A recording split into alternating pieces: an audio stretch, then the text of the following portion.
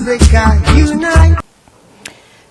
Salut à tous et à tous, on est avec le panafricaniste Dr Loussa. On va parler sur le panafricanisme et l'Occident.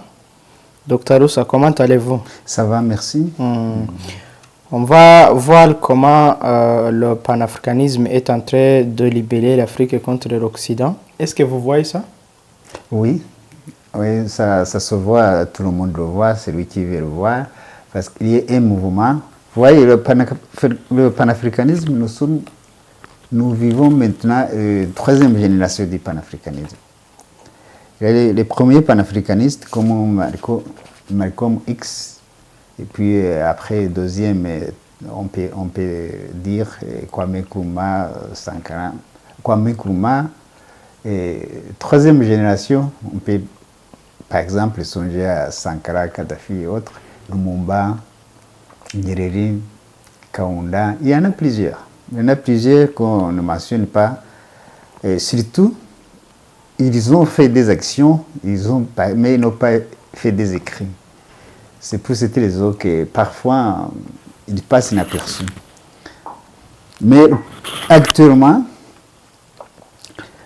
il y a un certain réveil du panafricanisme, hein, parce qu'il y a même dans les médias, vous voyez comme l'Afrique, Média TV, les panafricanistes qui se donnent beaucoup sur l'Afrique, comme je t'ai parlé de Niruma, Mbandakani, Omtunde, Linda. Luc Michel, c'est un blanc, on le surnomme un Africain blanc. C'est un Belge, mais il lutte pour l'Afrique. C'était un vrai panafricaniste. Pourtant, il est blanc. C'est un Européen. Actuellement, le panafricanisme est en train de montrer ses forces. Ouais. Il est en train de libérer sérieusement l'Afrique. Ici, il y a un téléspectateur qui peut se poser, pourquoi l'Afrique doit être libérée?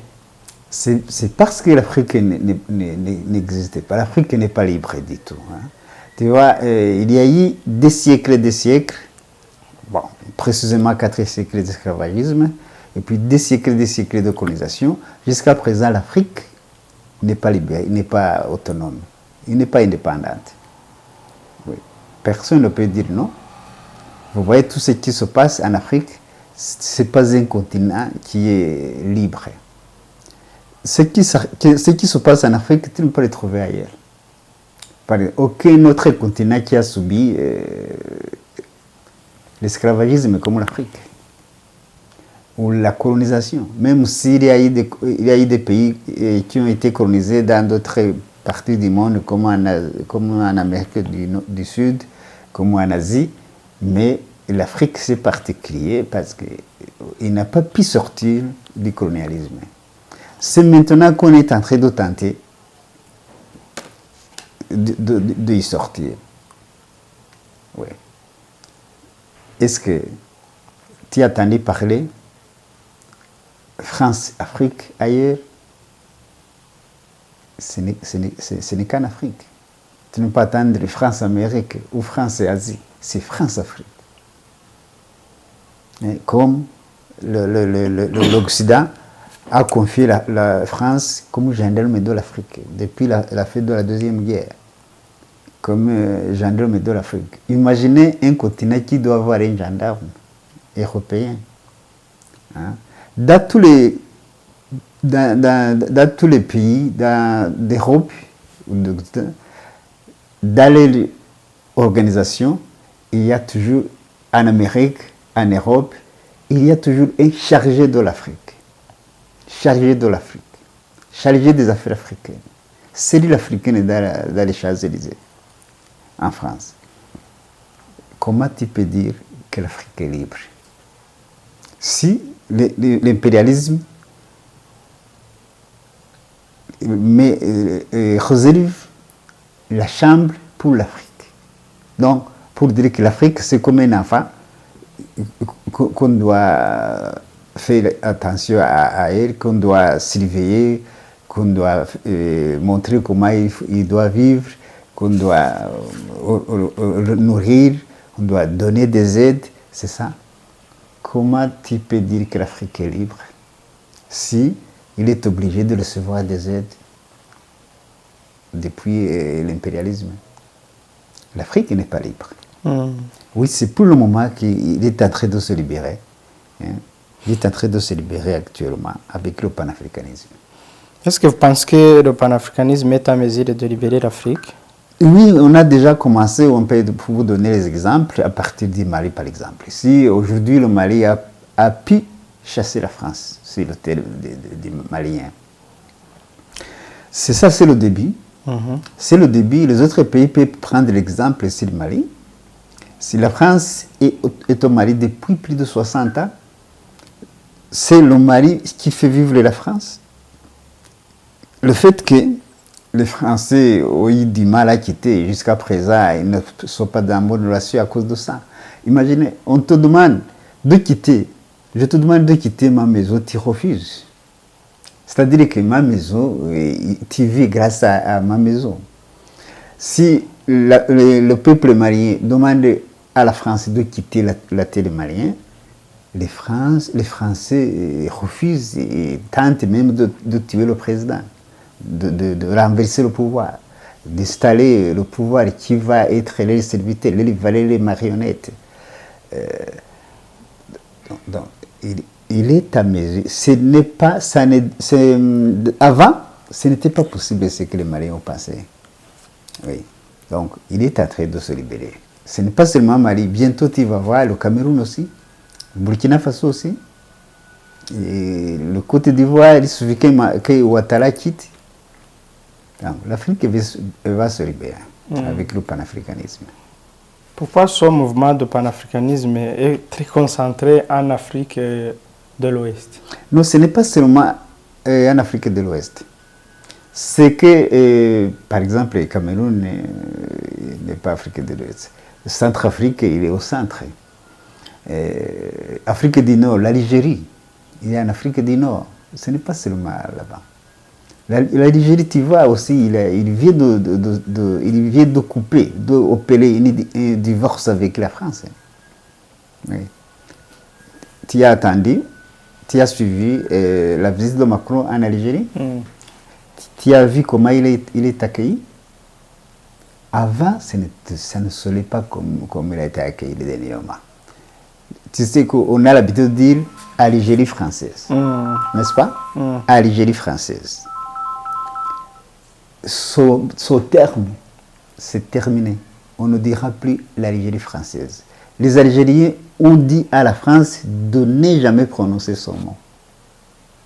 C'était un très beau signe. L'Algérie, il a de très bonnes relations avec la Russie. Il a de très bonnes relations avec le Mali. Donc, ce sont les pays qui sont en train de recouvrir de l'autonomie vis-à-vis de la France. Oui. C'est un très beau signe. Est-ce qu'il n'y a pas une particularité du panafricanisme vis-à-vis de l'Afrique de l'Ouest? Peut-être c'est historique. Même si tu retournes les yeux vers l'histoire, le Mali était puissant depuis des siècles. Vous avez entendu parler de l'Empire du Mali depuis Sundiata Keïta. C'est une nostalgie historique. Et le Mali a été... dans leur conscience, ils trouvent qu'on a coupé, on a coupé les pays. L'Algérie, plutôt Mali, était un empire. On l'a divisé en en 8 pays. En 8 pays. Donc, c'est-à-dire, on a détruit les pays. On a détruit l'Empire du Mali. Ils n'oublient pas ça. Au temps de Sundiata Keïta, l'Empire du Mali était une puissance. De telle façon que les Maliens peuvent renaître, recouvrer les vies à partir de ça. C'est historique. C'est pour cette raison que la concentration, le mouvement panafricanisme se concentre de l'autre côté. C'est peut-être à cause d'une nostalgie. Est-ce que vous voyez un mouvement panafricaniste dans l'Afrique de l'Est? L'Afrique de l'Est, Parce qu'on voit que ces pays de l'Afrique de l'Est, ils dépendent de l'Occident plus que ces autres de l'Afrique de l'Ouest. l'Afrique de... Non, mais méfiez-vous, il influence. Il y a ce qu'on appelle influence. Hein. Si une partie de l'Afrique se libère, l'autre ne restera pas. Aucun pays de l'Afrique, aucun seul pays qui dépend de l'Occident. Ça, c'est l'impression, c'est ce qu'on vous a dit. C'est l'Occident qui dépend de l'Afrique. L'Afrique ne dépend pas à aucun autre continent. L'Afrique est riche, il a tout. Oui, c'est ça. Bon, je dis ça parce que j'ai entendu parler beaucoup de gens qui disent que les Congolais ne sont pas organisés, les Congolais... Vous vous trompez, ce ne sont pas les Congolais. Et bientôt, vous allez dire que les Barondis ne sont pas organisés, les Barondis ne raisonnent pas. Ce n'est pas vrai. Mais quand il y a beaucoup de minéraux, il y a beaucoup de richesses naturelles, ces puissances font de telle façon qu'il y aura toujours des conflits dans ces pays. Parce que quand il y a des conflits, ils profitent des conflits pour mieux exploiter le pays. Donc je voulais te dire que le Burundi, il a des potentialités plus que plusieurs pays voisins. Oui. Est-ce que vous pensez que l'Afrique de l'Est va avoir un mouvement comme celle de l'Afrique de l'Ouest? Oui, c'est l'influence. Comment voulez-vous? Imaginez, les pays voisins sont indépendants. Toi, tu préférerais rester colonisé? Non. Même l'indépendance, c'est les années 60. Plusieurs pays d'Afrique ont eu l'indépendance en même temps. Pourquoi? C'est un phénomène normal. Un mouvement, quand il arrive, il couvre tout le continent, c'est normal.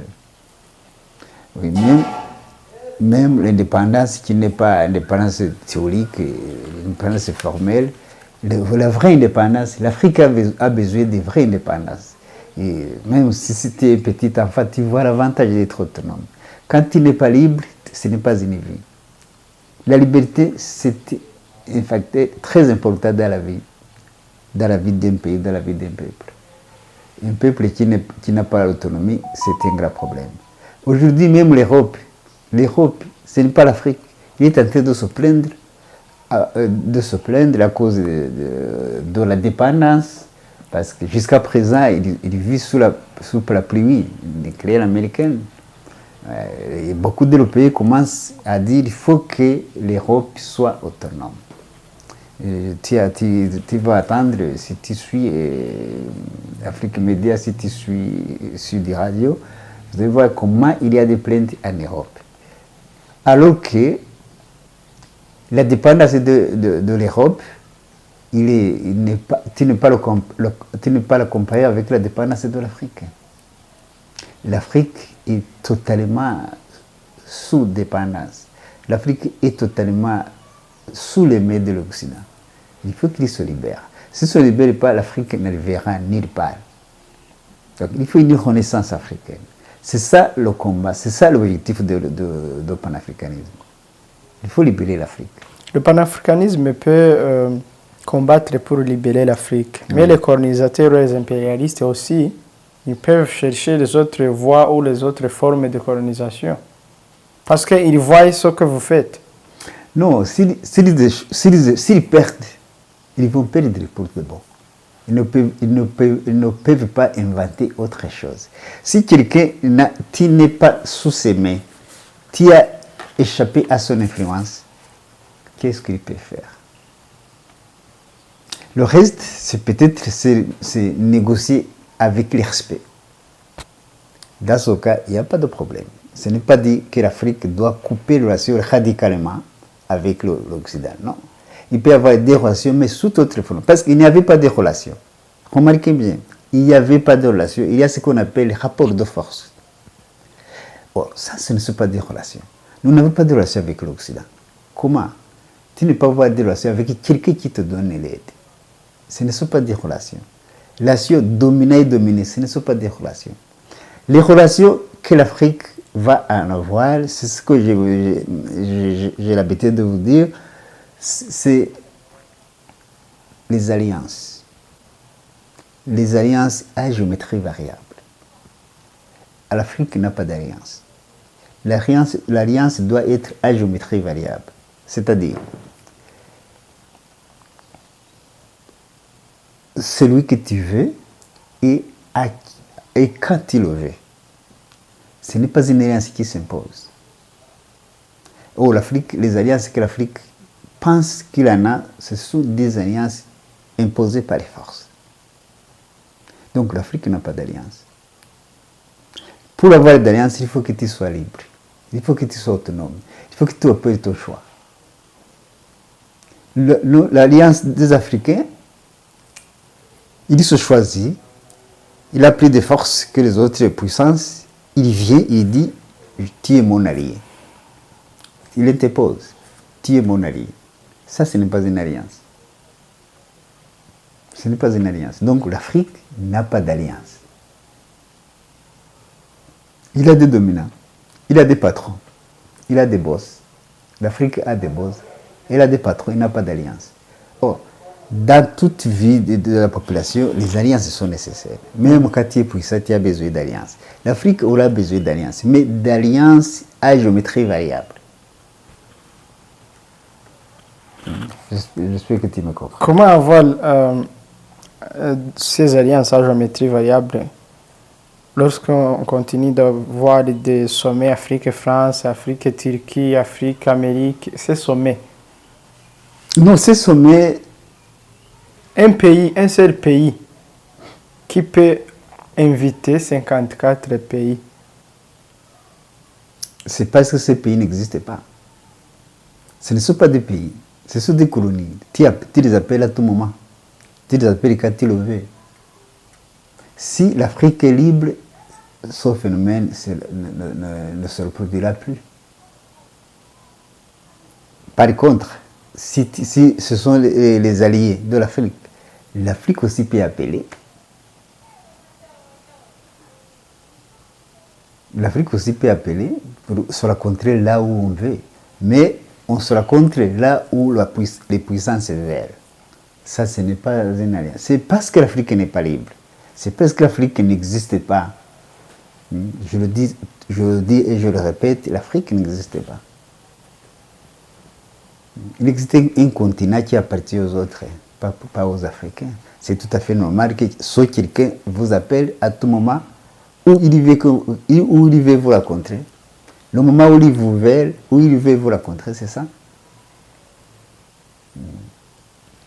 Et la libération de l'Afrique va commencer par ces présidents pour peut-être stopper d'aller là-bas? Non, c'est pas ça le début. Il faut d'abord se libérer. Je t'ai donné d'exemples.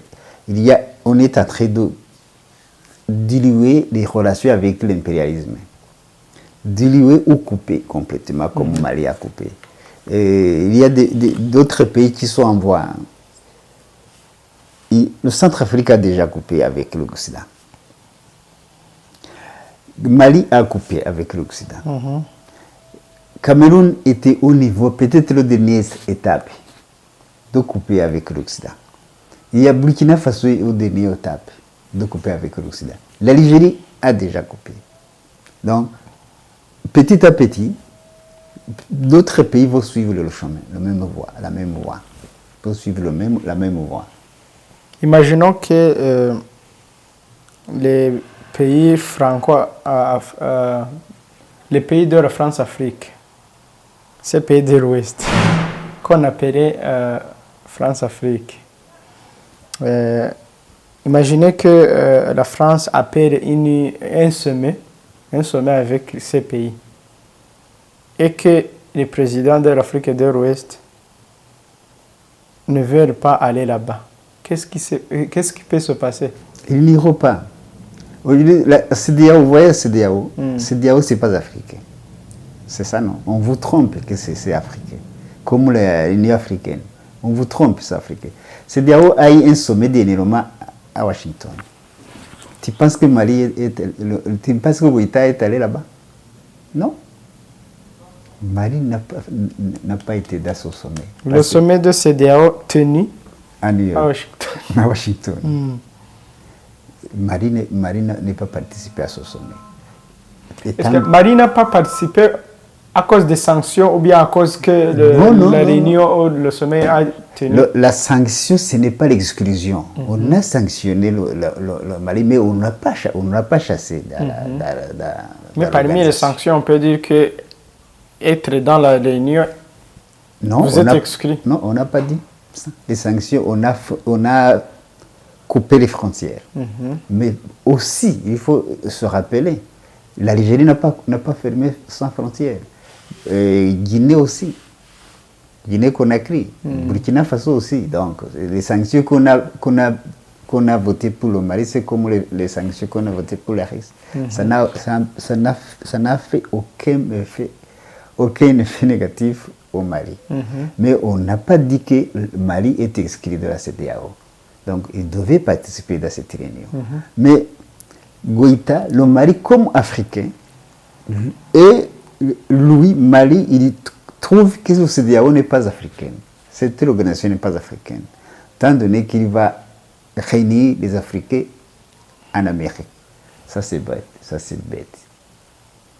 Goïta n'est pas là. Même si la France appelle les 14 pays qui colonisent jusqu'à présent, Mali n'irait pas en France. Macron ne peut pas. Il ne peut pas oser appeler. Même Goïta, c'est pas seulement Goïta, même Burkina Faso ne peut pas aller. Même Paul Biya ne peut pas aller. Touadéra ne peut pas aller. Participer dans ce sommet de New York, de Washington. Non, je pense que Touadéra n'est pas dans le CEDEAO.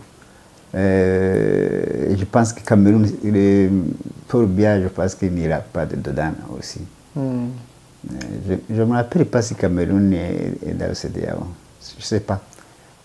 Mais, chose sûre, Goïta n'est pas dedans. Mais l'Afrique Média TV a critiqué sévèrement cette réunion.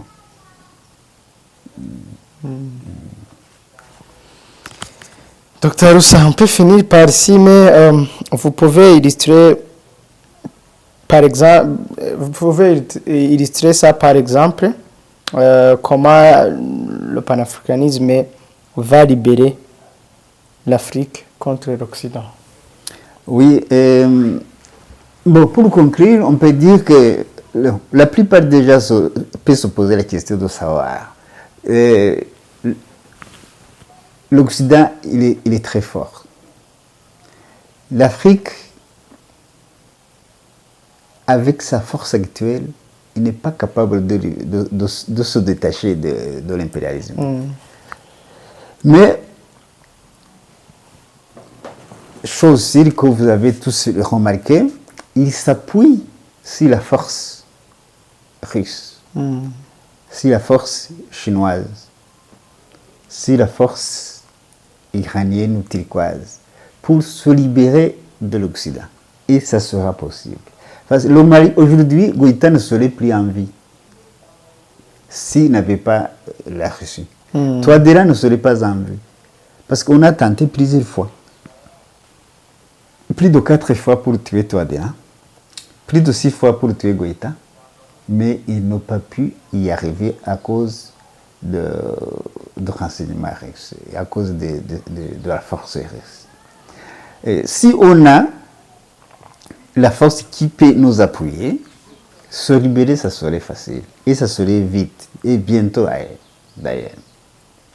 Ces pays-là que je t'ai dit, ils ont des bonnes relations avec la Russie, le Cameroun aussi, l'Algérie aussi.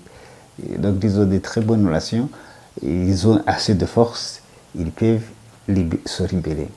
Aujourd'hui, le Mali, l'armée malienne est parmi comment dirais-je, une force extraordinaire dans cette région.